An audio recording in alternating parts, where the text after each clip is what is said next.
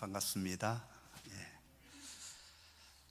희년을 앞두고 있는 교회에 이렇게 와서 또 주일 예배 말씀을 전하게 되어서 얼마나 감사하고 또 기쁜지 모르겠습니다.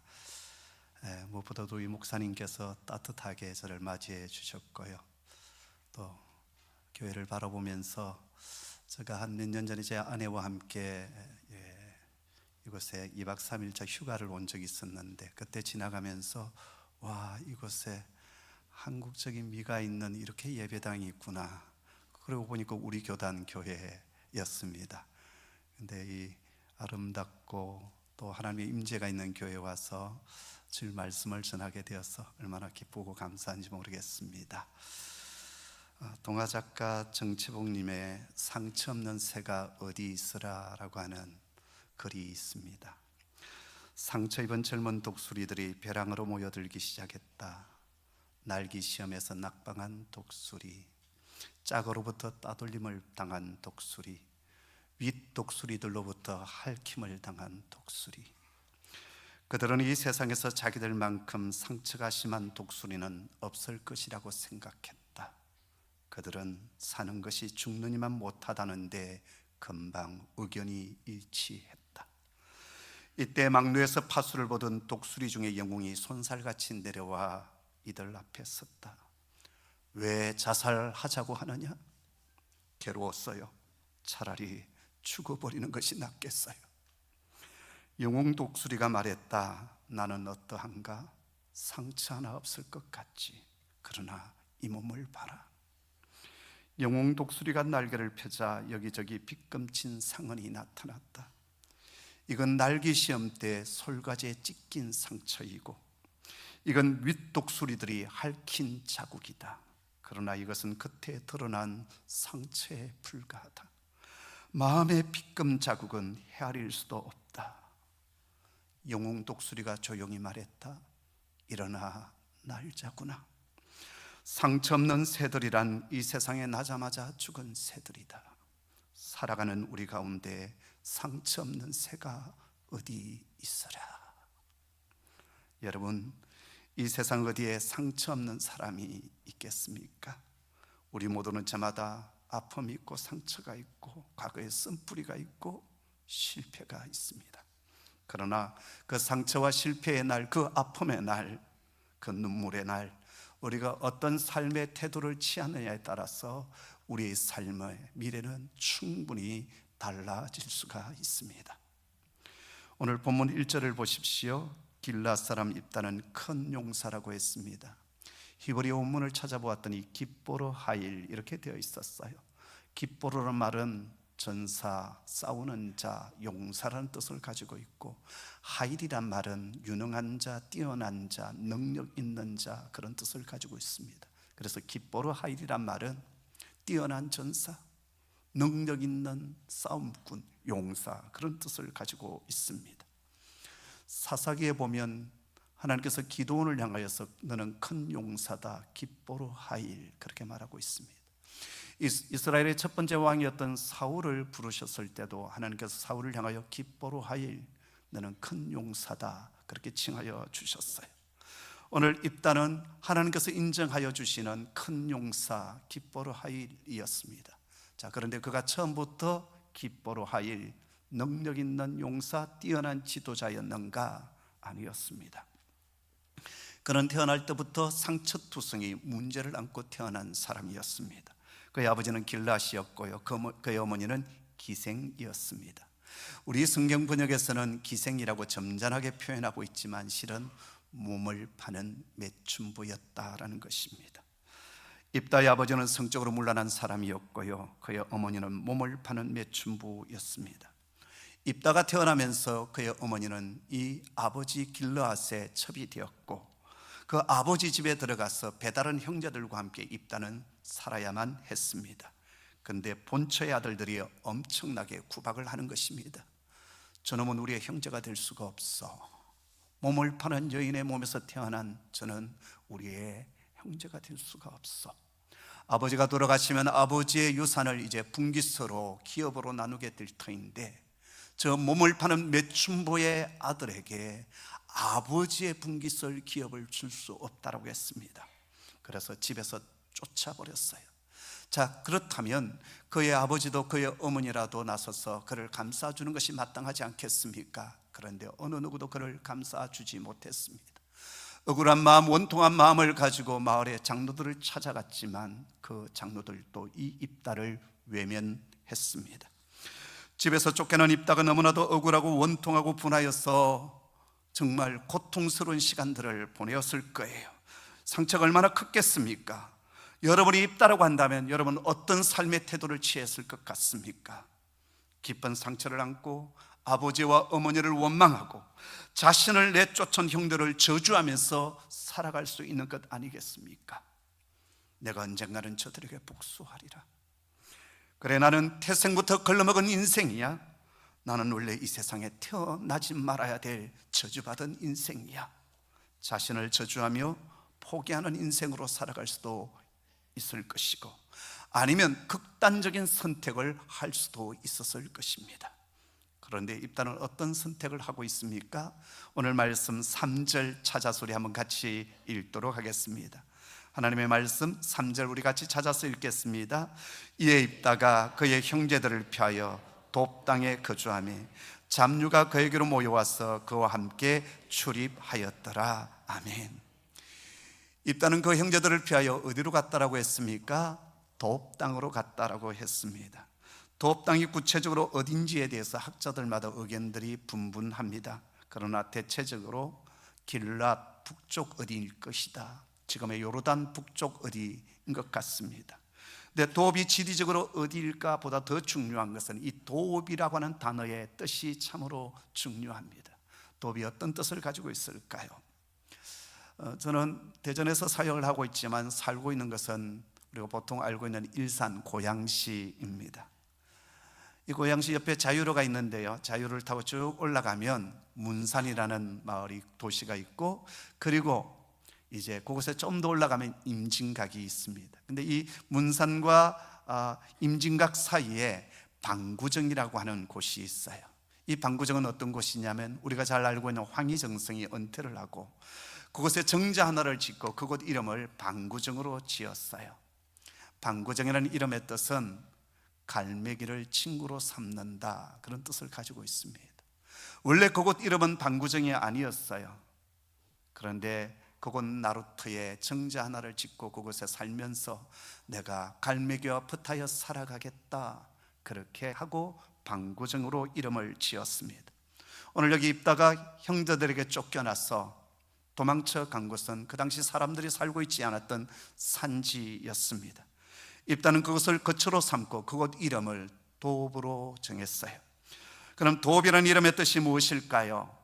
우리 번역에서는 돕되어 있지만 히브리어 원래 이름은 토브입니다. 토브라는 말은 선하다, 좋다, 아름답다, 그런 뜻을 가지고 있습니다. 하나님께서 천지를 창조하실 때 하루하루 지나시면서 보시기에 좋았더라, 그때 사용했던 이 좋다라는 단어가 돕입니다. 입다는 상처와 아픔의 날, 형들과 아버지로부터, 마을 사람들로부터 쫓겨났던 그날, 저주와 복수, 원망과 악한 것을 선택하는 대신 선한 것, 좋은 것을 선택하기로 마음을 먹습니다. 만약 형들에게 복수하고자 싶은 마음이 있었다면 그곳 이름을 와신상담이나 도광양요로 이름을 짓고 쓰리쓴 썰개를 씹으면서 복수의 칼날을 갈아대었을 것입니다. 그러나 그는 하나님의 선함을 기대하며 좋으신 하나님을 선택하기로 작정합니다. 나는 비록 지금 버림받은 인생이고 상처투성이지만 하나님은 가장 좋은 것을 내 인생 가운데 열어주실 것이다. 지금 내 인생은 최악이고 너무나도 아프고 힘들지만 하나님은 선하시다. 내게 가장 좋은 것을 만들어내실 것이다. 그래서 그곳 이름을 토브, 선하다, 좋다, 이렇게 이름을 붙였습니다. 여러분, 우리가 인생을 살아갈 때 크고 작은 고난, 아픔, 눈물의 시간, 때로는 사람들로부터 배신을 당하는 일들을 만납니다. 때로는 신앙생활 속에서도 어떤 때는 이해할 수 없는 일들을 당할 때가 있습니다. 그럴 때 우리의 본성은 어떻습니까? 그래, 한번 해보자. 뭔가 복수하고 싶은 마음, 또 아니면 원망하고 싶은 마음, 그런 마음이 생기게 됩니다. 그런데 그때 우리는 도부 선한 것, 좋은 것을 선택해야 합니다. 여러분, 선한 것, 좋은 것이 무엇일까요? 첫째는요, 좋으신 하나님을 우리가 선택하는 겁니다. 창세기 1장에 천지를 창조하시고 하루하루 지나시면서 보시기에 좋았더라라고 하지 않았습니까? 사람을 창조하시고 난 뒤에는 당신의 형상으로 지음받은 사람을 향하여서 보시기에 심히 좋았더라. 우리 한 사람 한 사람이 하나님의 형상으로 지음받은 존재입니다. 우리 속에 하나님의 선함과 하나님의 아름다움이 있어요. 그런데 우리가 바라보는 세상이 아름답지 못합니다. 내가 내 자신을 바라보아도 너무나도 악한 것, 나쁜 것, 그런 것들이 자리 잡고 있습니다. 왜 그렇게 되었을까요? 죄가 우리 속에 들어옴으로 말미암아, 사단이 우리의 마음을 빼앗아감으로 말미암아, 그로 인하여 우리 인생 속에 가시덤불과 엉겅퀴가 들어왔어요. 정말 하나님의 선함과 좋은 것들이 가득했던 우리의 심령 속에 사단은 엉겅퀴를 심어놓았고 가시덤불을 심어놓았어요. 그래서 여러분, 사단은 예수 믿는 우리들을 지옥으로 보낼 수는 없습니다. 그러나 이 땅 가운데 우리를 지옥으로 만들어가는 자가 누구냐? 사단입니다. 예수를 믿어도 우리 속에 하나님의 임재와 축복이 흘러오지 않는 이유가 어딘 줄 아십니까? 여전히 사단이 뿌려놓았던 이 엉겅퀴, 가시덤불이 있기 때문에 그렇습니다. 희년이 된 우리 경주 남부교회 큰 주제를 제가 알았어요. 영적 진지를 구축하라는 겁니다. 가장 먼저 구축해야 될 것이 어딜까요? 바로 우리의 심령이에요. 우리의 심령 속에 하나님의 영적 진지를 구축해야 되는데, 하나님의 선함이 우리 속에 자리 잡아야 합니다. 우리 속에 있는 저주와 가시덤불을 제거해 나가는, 저도 시골에서 자랐기 때문에 밭농사 하는 걸 좀 했습니다. 여러분, 처음 밭을 개간할 때요, 그 밭은 문전 옥탑이 되지 않습니다. 나무 텅거리 다 걷어내어야 되고요, 몇 년에 걸쳐서 그 밭에 있는 돌들을 다 모아서 탑처럼 쌓고요, 그리고 거름 갖다 붓고요. 옛날에는 다 푸세식 화장실, 똥장군 지고 가서 갖다 붓고, 그거 지고 갈 때 이 리듬 잘 맞춰야 됩니다. 안에서 파도 쳐서 부딪히면 이게 튀잖아요. 리듬을 타고 갖다 부어야 돼요. 그래, 첫 세대가 정말 애쓰고 수고해서 그곳에 있는 모든 엉겅퀴들, 가시덤불들 다 제거한 뒤에 그때서야 문전 옥탑이 되어지고, 그 뒤부터 그곳에 심는 모든 농작물들이 풍성한 열매를 거두게 되는 겁니다. 영적 원리도 마찬가지입니다. 예수 믿었으면 끝 아닙니다. 여전히 우리 속에 남아있는 혼적인 영역이 있어요. 육적인 영역이 있어요. 이것들을 하나님의 선함으로 바꾸어 가야 되는 거예요. 저는 깨어진 가정에서 자라났습니다. 제가 3살 때 저희 어머니가 저를 두고 떠나가셨고, 그때 저희 아버님은 군대에 가 계셨는데요, 제가 어릴 때 할머니 손에 컸습니다. 제가 아버지에 대한 첫 번째 기억은, 제가 6살 때 검정 구두 한 켤레를 사가지고 오신 그것이 아버지에 대한 첫 번째 기억입니다. 그러다가 제가 초등학교 1학년 때인가 2학년 때인가 저희 아버님이 재혼을 하셨고요, 그래서 한 1년 정도 같이 시골에서 살았습니다.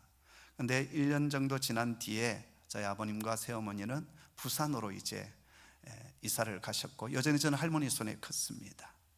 근데 참 제 인생 속에 감사했던 것은, 제가 주일학교를 3학년 때인가부터 나가게 되었어요.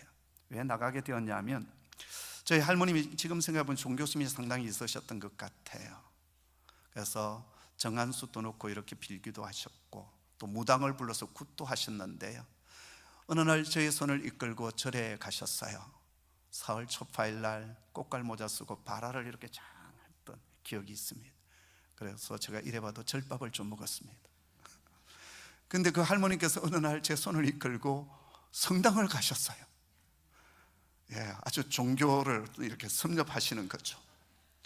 그런데 저희 큰 고모님께서 그 당시 교회를 나가시고 예수를 믿게 되었습니다. 6.25 사변 때 남편을 잃고 홀로 사셨는데요, 전도를 받아 교회를 나가시면서 저희 큰 고모님께서 저희 할머니를 전도를 했습니다. 그래서 어느 날부터 이제 할머니 손에 붙들어서 제가 교회를 갔어요. 근데 교회 갔더니 학교 친구들이 그곳에 있는 거예요. 그리고 옛날 예배당, 마루 바닥으로 되어 있는 그 예배당에 초치를 하면 이게 실내 놀이터처럼 너무 재밌었어요. 하나님 말씀 듣는 것도 좋았고요. 그런데 이제 할머니께서 더 이상 저를 키울 수 없게 되면서 제가 이제 저희 아버님과 어머님이 계시는 부산으로 전학을 가게 되었습니다. 제가 떠나올 때 저희 고모님께서 제게 기도원 협회에서 나온 성경책 하나를 꼭 손에 쥐어줬어요. 철구야, 부산에 가더라도 꼭 교회는 나가야 된다. 예, 고모, 교회를 꼭 갈게요. 그래서 제가 부산에 와서 저 혼자서 교회를 열심히 다녔습니다. 근데 저희 어머니께서 별로 좋아하지 않으셨어요. 어느 날 제가 그때 주일학교도 오후 예배가 있었는데 어떤 행사가 있어서 좀 늦게 저녁에 들어왔더니 저희 어머님이 성경책을 찢어버렸어요. 그럼에도 불구하고 제가 교회를 다녔습니다. 저희 아버님은 배를 타셨던 분이셨는데 3년에 한 번, 제가 3개월에 한 번, 6개월에 한 번씩 들어오셨어요. 집은 가난해서 단칸방이었는데 식구가 5식구였어요. 저희 아버님, 그리고 새엄마, 그리고 성이 다른 누나, 그쪽은 어머니가 데려왔어요. 그리고 저하고 8살 차이 난 어린 남동생이 태어나 있었습니다. 이제 집에 들어가 보면 아버님은 이제 안 계시고 다 남남들만 있는 거죠. 그래서 저는 집이 그 당시 지옥 같았어요. 집에 가면 제가 어떤 말도 하지를 않았습니다. 제가 앉는 자리는 늘 정해져 있었고요. 그리고 얼마만큼 말을 하지 않았냐면 내일 소풍을 간다 할지라도 소풍 간다는 말을 하기 싫어서 아무 얘기도 하지 않는, 저희 어머니가 제가 소풍 가는 줄을 모르니까 그냥 그 당시 도시락이 어떻습니까? 뺀또 보리밥에다가 옆에 신김치, 그거 이제 책가방 속에 넣고 다니면 어떻게 되죠? 김치국물 쭉 흘러서 교과서 두께가 점점 부풀어 오르는 그 소풍 날도 저희 어머님은 제가 소풍 간다는 얘기를 안 했으니까 신김치에 보리밥을 해 주었어요. 친구들이 점심시간 도시락을 다 까는데 저는 너무나 부끄러워서 그걸 깔 수가 없었어요. 그래서 혼자 그것을 들고 솔밭 뒤로 돌아가서 그 신김치와 보리밥을 먹으면서 눈물을 뚝뚝 흘린 적이 있습니다. 그것까지는 괜찮아요. 근데 저희 아버님은 정말 과묵하신 분이셔요. 전형적인 경상도 부산 사람인데 근데 술만 들어가면 돌변하시는 분이셨어요. 저를 학대하셨는데 그냥 해초리를 가지고 이렇게 때리는 수준이 아니라 저를 깨워서 술이 깰 때까지 새벽녘까지 했던 말도 하고 뿐만 아니라 저에게 폭력을 행사할 때면 거의 격투기 수준으로 어린 저를 이렇게 내다 꽂고 벽에다 막 그냥 던지기도 하고 그랬어요. 지금도 제 오른쪽 종아리를 걷어보면 엄지손가락 반 정도 되는 화상 자국이 남아 있습니다. 저희 아버님이 담뱃불로 지진 자국이. 저는 집이 지옥이었습니다. 이 집만 떠나가는 것이 이 집을 떠나가는 것이 내가 살 길이다. 그래서 제가 초등학교 졸업하고 중학교 올라갈 때요, 선생님께 찾아가서 그 서류를 제가 찾아서 찢어버렸어요. 저 학교 갈 수 없어요. 나중에 저희 어머님께서 그걸 알고 벌쩍 뛰었지만 이미 그때는 이제 모든 입학 사정 이런 것들이 다 끝날 때였어요. 그 이유는 이 집을 떠나가는 길만이 내가 살 수 있겠다 생각했습니다. 그래서 저희 할머님은 그 당시에 제주도에 계셨는데요, 제가 제주도에 가서 이제 일을 좀 했는데 이발소에서 머리도 좀 감겨주고 또 손님 구두도 닦아주고 또 주인 아주머니가 쌀집을 했기 때문에 제가 수레에다가 쌀 한 가마, 그 당시에는 다 가마니 아니면 말로 이제 팔 때였으니까 어린 제가 그 일들을 했어요. 나중에 이제 저희 아버님이 배 타고 돌아오셨는데 보니까 이 아들내미 녀석이 학교를 안 가고 있네요.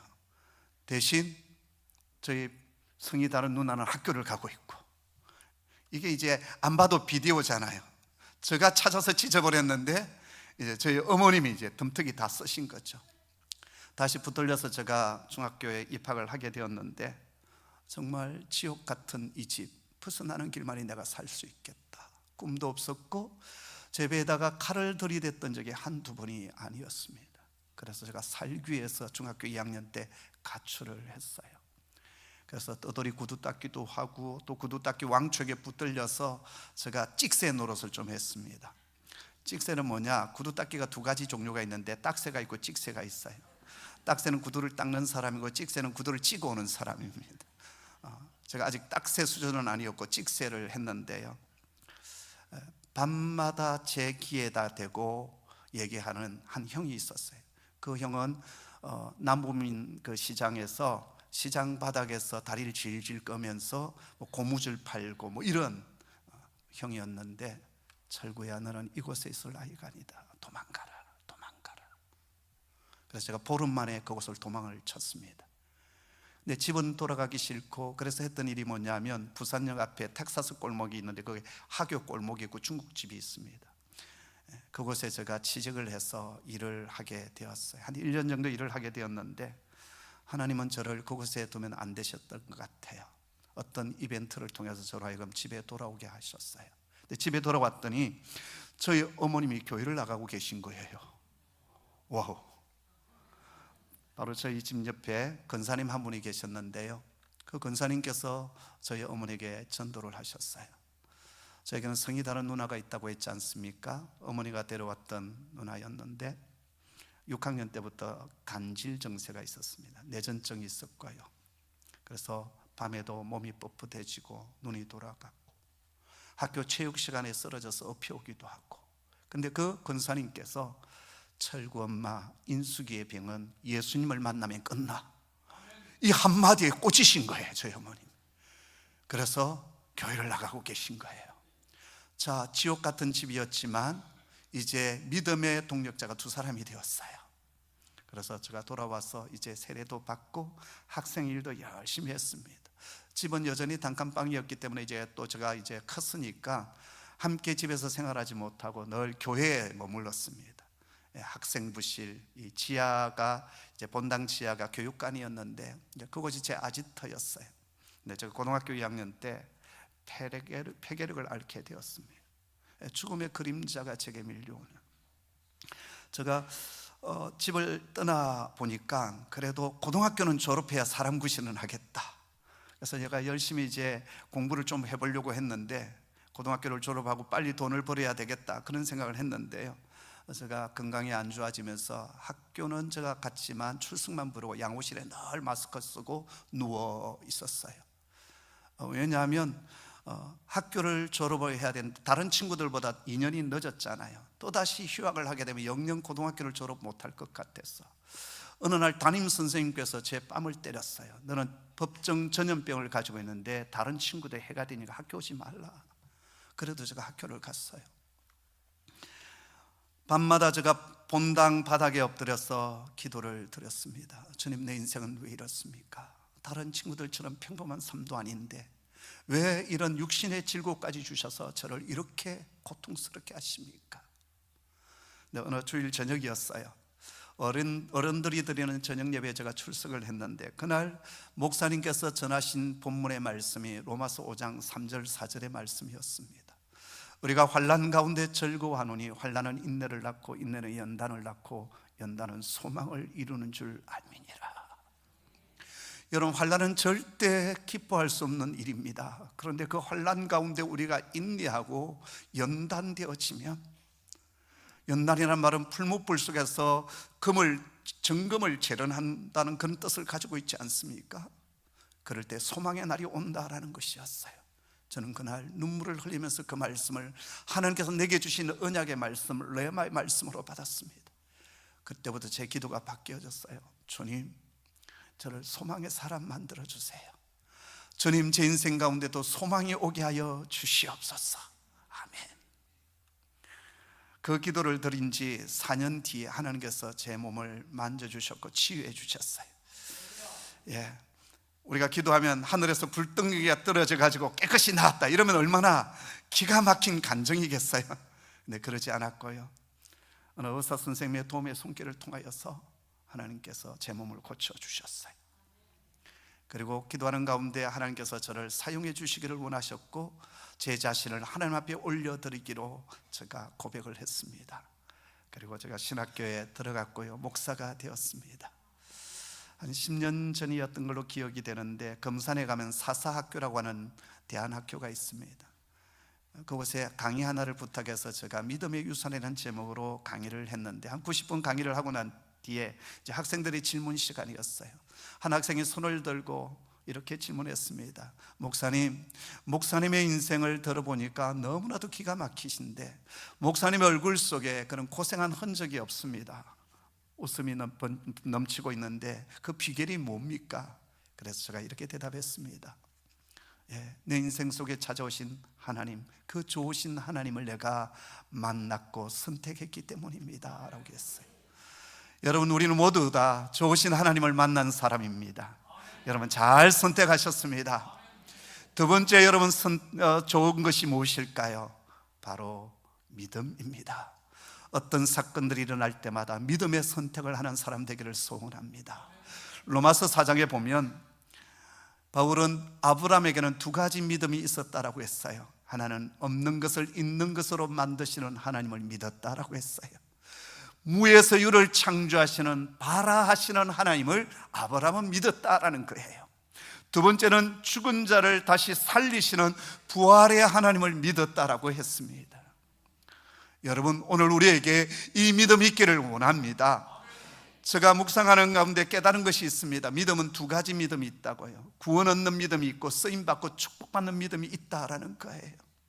예수 그리스도를 나의 구주, 나의 인생의 주인으로 영접하게 될 때 우리는 하나님의 자녀가 됩니다. 구원 얻는 믿음이 우리 속에 있어서 이제 구원받은 사람이 되었어요. 그것으로 끝입니까? 아닙니다. 하나님께서 약속하신 언약이 내 삶 가운데, 여러분 우리 가정 가운데 구체적으로 임해야 돼요. 그것이 우리에게 오게 하는 비결이 뭐냐? 바로 믿음의 그릇을 키워가는 것입니다. 믿음을 가지는 거예요. 여기 이럴 때 이 믿음은요, 구원받는 믿음에서 한 걸음 더 나가서 쓰임받고 축복받는 믿음으로 성장해 가는 것입니다. 여러분, 하나님의 말씀이 우리에게 언약으로 주어져 있어요. 그 약속의 말씀은 우리 삶 가운데 구체적으로 일어나야 되지 않겠습니까?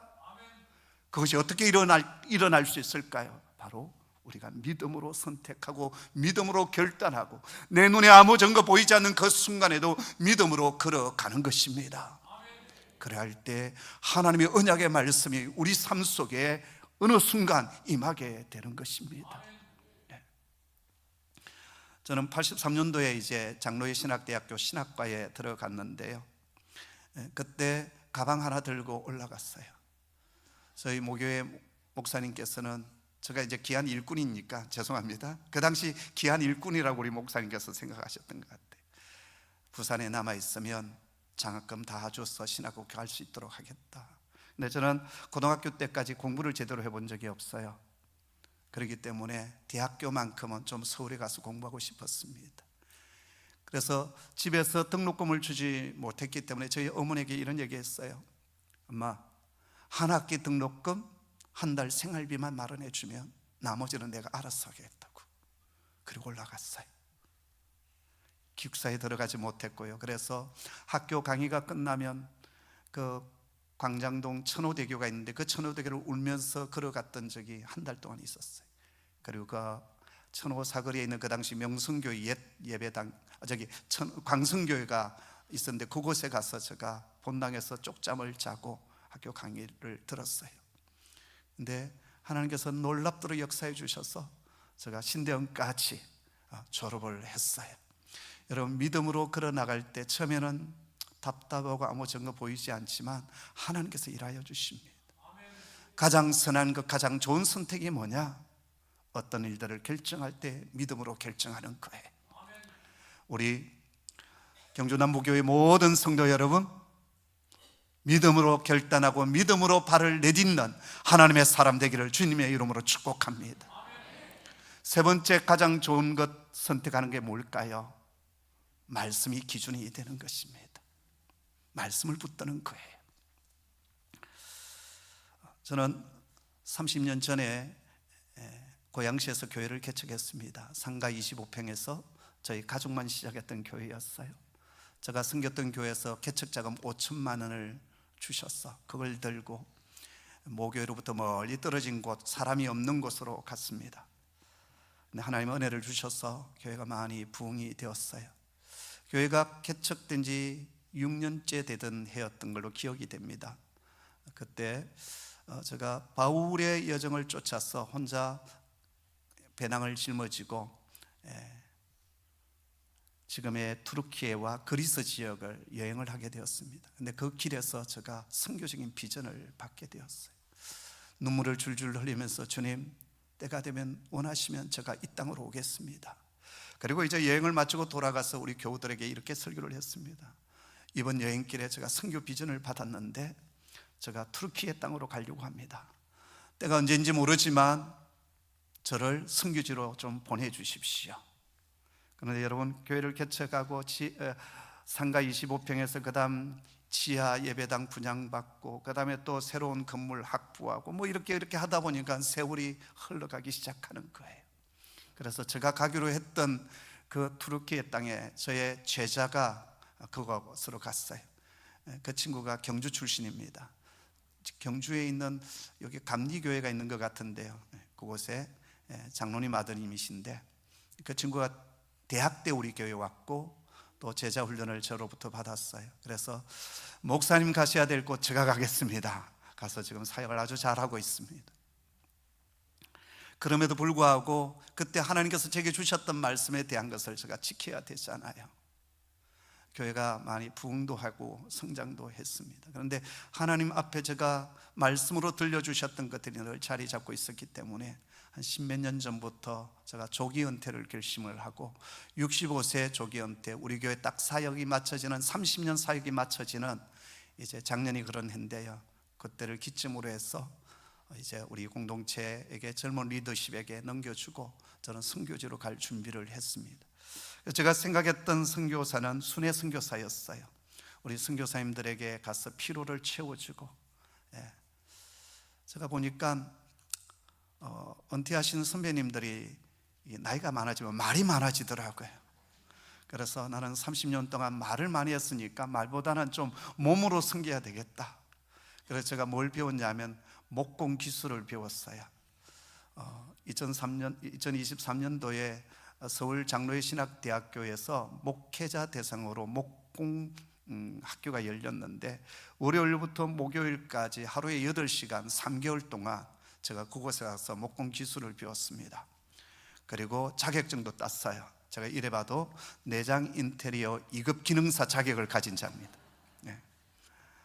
그리고 이제 현장 경험이 중요하니까 저희 교회 공간 은퇴하기 전에 교육관 이런 것들을 다 이제 인테리어를 좀 하고 시골 교회 하나도 가서 리모델링하고 또 개척교회 상가교회도 가서 리모델링을 하면서 제가 이제 좀 현장 경험을 가지고 조금 한 B급 정도 되는 이제 자격을 가지게 되었어요. 그리고 교회는 차근차근 제 이제 은퇴 준비를 하고 저를 선교지로 보낼 파송을 이제 준비하고 있었어요. 자, 그런데 재작년 1월 달에 저희 교회가 하고 있는 사역 중에 하나가 뭐냐면 6학년 아이들이 중학교 1학년 올라가는 그해 겨울에 이 아이들 2학년만 데리고 필리핀에 가서 저희가 필리핀에 학교 세운 곳이 있거든요. 그곳에서 한 달 동안 영성훈련과 영어 공부, 수학 공부를 가르치는 캠프가 있습니다. 사역자 한 사람이 가서 헌신을 하지만 어린 아이들이 가기 때문에 담임 목사인 제가 가면 부모들이 안심을 해요. 그래서 월요일부터 토요일까지 아이들과 함께 지내고 같이 먹고 자고 찬물에 같이 샤워하고, 그리고 이제 오전에 성경 읽히고 영성을 좀 관리하고, 그리고 토요일 되면 비행기 타고 옵니다. 그리고 주일 예배 드리고 또 저녁에 또 비행기 타고 가고, 그러기를 한 4-5번 왔다 갔다 하거든요. 이제 올해로서 8번째.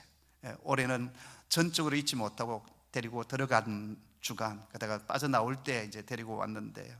근데 2023년, 그러니까 재작년이죠. 재작년 겨울 때 그곳에 대전신학대학교 이사이신 한 분이 잠시 그 선교관을 스쳐 지나가게 되었어요. 한 20분 정도 차 한 잔 마시고 가셨는데 그분이 그곳에 계신 선교사님에게 전화를 했습니다. 손 목사 일찍 이제 조기 은퇴한다고 하는데 대전신학대학교 총장으로 올 생각이 없는지 물어보라고. 저는 신학교 공부를 못한 사람이기 때문에 교수님들 앞에 가면 이렇게 주눅이 드는 사람이에요. 제가 얼마나 공부를 못했는지 여러분 잘 모르시죠? 제가 학부 1학년 때요 F 학사경고 받은 사람입니다. 1학년 2학기 때 학사경고만 받았지만 F 2개였어요. 그래서 4학년 졸업반 때 1학년 교실 그곳에 들어가서 4학년 선배가 쪽팔리게 땜빵을 했던. 근데 장신대는요 재수강을 해서 학점을 받는다 할지라도 이전에 받았던 성적 그대로 둡니다. 그래서 지금도 성적표를 떼보면 여전히 찬란한 F가 그대로 남아 있습니다. 저는 박사학위도 없는 사람이고 제가 한 주 기도하고 우리 교회도 아직 마무리가 안 되었기 때문에 갈 수 없다라고 얘기를 했어요. 그런데 대전신학대학교가 총장을 선임하지 못하고 1년 반 동안 시간을 끌면서 중간중간 제게 직접적으로 간접적으로 연락이 오는 거예요. 아직도 그 마음이 없느냐고. 저는 지금 이제 선교지로 나갈 준비를 다 하고 있는데, 근데 어느 날 기도하는 가운데 하나님께서 제게 그렇게 말씀해 주셨어요. 종아, 네가 가야 될 지금의 선교지가 바로 그곳이다.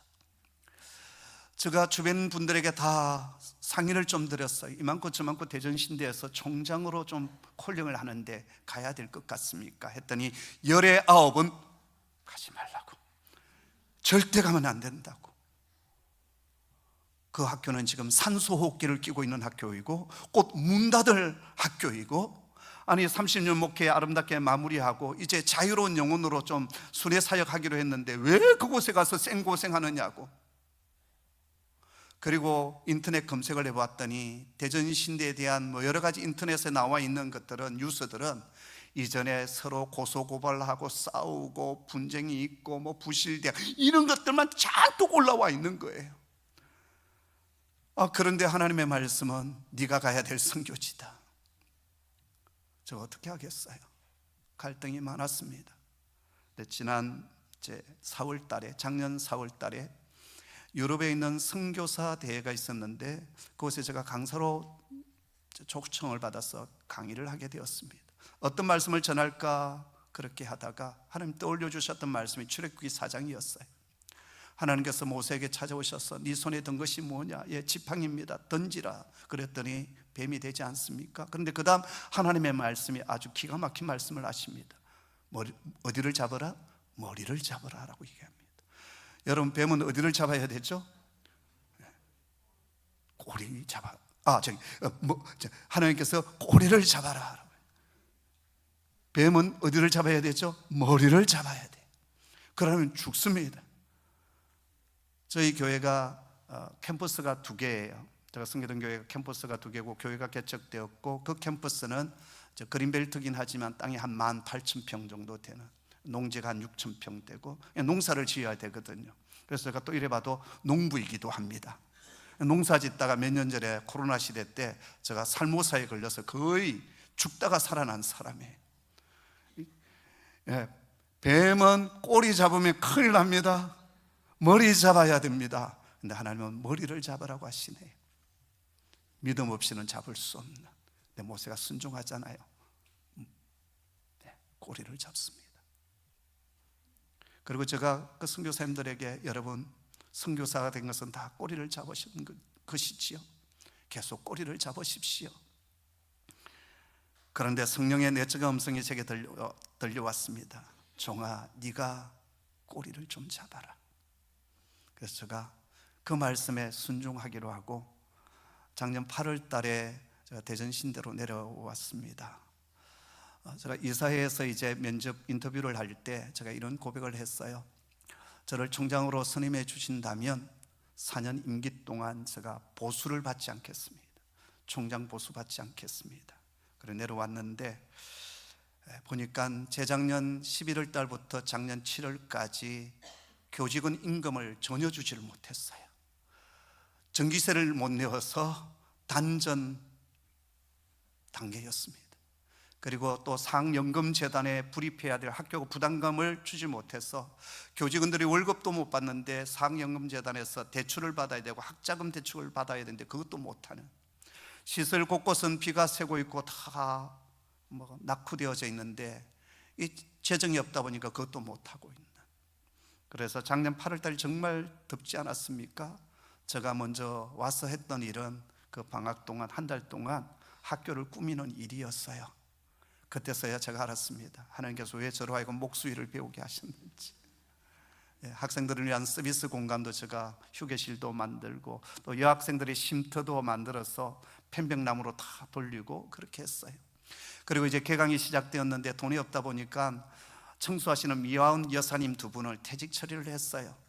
교직원들이 이제 새롭게 미화원을 이제 다시 뽑아야 되지 않겠냐고 해서 제가 얘기했어요. 월급도 못 주는데 일만 시키면 어떻게 합니까? 우리가 합시다. 그랬더니 다들 그래서 어떡합니까?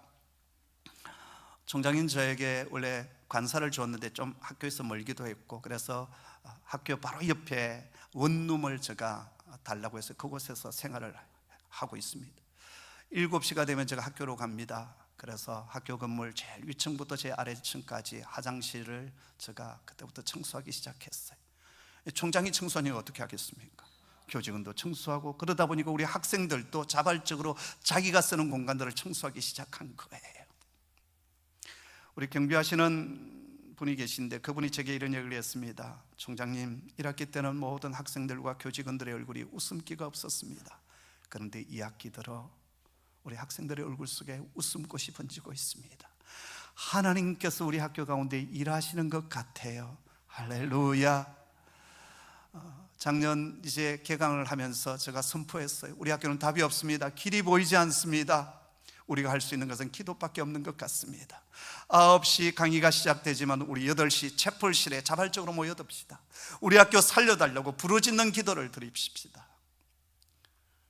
그때부터 기도하는 학교가 되었어요. 그리고 한 학기 보내었고요. 간간히 지금 월급은 좀 주고 있습니다.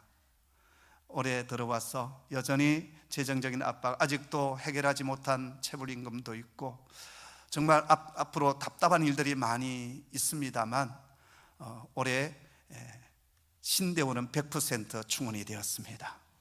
그리고 이제 학부생이 저조한데 제가 과감하게 선포했어요. 내년 학부생부터는 신입생들은 4년 전액 장학금을 우리가 선포합시다. 혹시 마음이 있으시면 보내주시면 좋겠어요. 그리고요, 오늘 아침에 이제 저한테 사진이 왔는데 인천공항으로 THM 가정으로 외국인 유학생 38명이 들어왔습니다. 그리고 지금 학교로 이제 내려오고 있는 중에 있습니다. 아직은 여러 가지 상황적으로 힘들고 어렵지만 말씀을 따라 움직이는 그 길에 하나님의 임재의 역사가 있고 하나님의 역사심이 있습니다. 사랑하는 우리 교우 여러분, 어떤 일들이 당할 때 내 감정, 내 기분, 내 느낌으로 결단하지 마시고 하나님께서 뭐라고 말씀하시는지 기록된 말씀을 묵상하시고 읽어가시고 그 말씀이 부딪혀올 때 그 말씀을 따라 결단하시고 선택하시고 나아가는 종이 되기를 소원합니다. 입다는 좋은 것을 선택했어요. 그랬더니 누가 모여들었습니까? 잡류들이 모여들었다라고 했어요. 에노시라는 단어를 쓰고 있는데 헛된 가치 없는 사람들, 세상의 비루들, 그런 자들이 모여들었어요. 이들 또 상처받은 인생이었고 인생의 루저들이었지만 하나님의 선함을 기대하며 입다에게 모여들었고 실력을 길러갔습니다. 그 뒤에 어떤 일들이 있었습니까? 이 지역에 전쟁이 일어났어요. 암몬 사람들이 이스라엘을 치기 위해서 군대를 동원했습니다. 이때 이스라엘을 구원할 용사도 없었고 군대도 없었기에 마을의 장로들이 누구를 찾아옵니까? 입다를 찾아옵니다. 우리의 장관이 되어 주십시오. 우리의 머리가 되어 주십시오. 이때 입다가 참 고수합니다. 하나님께서 이제 보복하십니다. 그렇게 했습니까? 아닙니다. 그때도 그는 하나님의 좋으심을 선택하고 그들의 머리가 됩니다. 그리고 자신이 길렀던 사람들과 함께 암몬의 군대를 무너뜨리고 성읍 20개를 평정합니다. 그리고 이스라엘 역사상 최연소 지도자 장관이 됩니다. 더 놀랍고 감사한 것은요, 히브리서 11장 믿음의 전당에 아브라함과 다윗과 기드온과 함께 이 입다의 이름이 기록되는 영광을 누리게 됩니다. 그런데 여러분, 입다의 이름의 뜻이 뭔지 아십니까? 그가 열어주신다입니다. 여호와 하나님께서 그 인생의 문을, 삶의 문을 열어주신다. 할렐루야. 이게 입다의 이름의 뜻입니다. 여러분, 사람이 아무리 닫는다 할지라도 하나님께서 열어주시면 우리의 인생은 하나님의 임재 가운데 걸어가게 되는 것입니다. 입다는 고난의 날, 아픔의 날, 상처의 날 하나님의 선함과 하나님의 좋으신 것을 선택하고 나아갔습니다. 그랬을 때 하나님께서 입다의 인생을 열어주셨고 축복하여 주셨습니다. 저도 상처 많은 인생이었지만 제 인생 가운데 찾아와 주시는 그 하나님을 제가 만났고 그분과 함께 걸어가는 삶을 선택했습니다. 그랬을 때 저같이 비루한 자를 하나님께서 아름답게 사용해 주셨어요. 저희 공동체가 재작년에 분립을 했는데 분립하기 전에 한 2,000명 정도 해집하는 공동체였어요. 그리고 공동체가 둘로 이제 분립이 되었고요, 박사학위도 없는 제가 신학대학교 총장이 되었습니다. 이건 전적인 하나님의 은혜이지요. 그래서 저는 화장실 청소를 하면서 너무나도 즐겁습니다. 그 시간은 제가 하나님을 찬양하며 하나님과 묵상하는 시간이에요. 내 같은 존재가 무엇인데 신학교 총장으로 세워주셨습니까? 내가 할 것은 가르치는 일도 아니고 그저 묵묵히 섬기겠습니다. 참 감사한 것은 하나님께서 저희 가정을 축복해 주셔서 저에게 두 아이가 있는데요, 첫째 아이는 딸이고 둘째 녀석은 아들입니다. 저희 아들은 방황을 참 많이 했는데요, 이제 목사가 되었습니다. 그리고 앞으로 선교사로 갈 준비를 하고 있습니다. 저희 큰아이 딸은 의료 선교사 꿈을 가지고 지금 신촌 세바란스 병원의 가정의학과 교수로 있습니다. 저희 사위는 역시 의료 선교사 꿈을 가지고 있고 신촌 세바란스 병원의 심장내과 교수로 있습니다. 그냥 의사가 된 것이 아니라 그들은 선교사의 꿈을 가지고 1년에 한 차례 꼭 그들의 휴가 시간을 선교지에서 보냅니다. 올해는 온 가족이 다 같이 가기로 했습니다. 하나님의 목적과 비전 속에 우리 재능을 드리는 가정으로 쓰임받고 있습니다. 말씀을 마무리하겠습니다. 힘든 세상을 우리가 살아가고 있고 어쩔 수 없이 이 어려운 세상 속에서 우리는 크고 작은 아픔과 상처, 실패의 시간이 있습니다. 그럴 때 하나님의 선함을 기대하는, 하나님의 좋은 것을 기대하는, 하나님의 아름다움을 기대하고 그것을 선택하는 하나님의 사람 되기를 주님의 이름으로 축복합니다. 기도하겠습니다. 아버지 하나님 감사합니다. 여기 인생 가운데 찾아오신 하나님을 만난 사람들이 있습니다. 하나님을 만났지만 여전히 상처와 아픔 속에 괴로워하는 종들이 있습니다. 그때도 선하신 하나님 믿음으로 바라보게 하시고 믿음으로 결단하게 하여 주시고 하나님의 말씀을 붙들고 나아가는 성도들 되게 하여 주시옵소서. 희년을 앞두고 있는 우리 경주 남부교회, 주님 이 지역의 영적 진지를 온전히 구축하기를 원합니다. 먼저 우리의 심령이 영적 진지를 온전히 회복하게 하여 주시고 우리 속에 하나님의 임재 천국이 임하게 하여 주시옵소서. 예수님의 이름으로 기도하옵나이다. 아멘.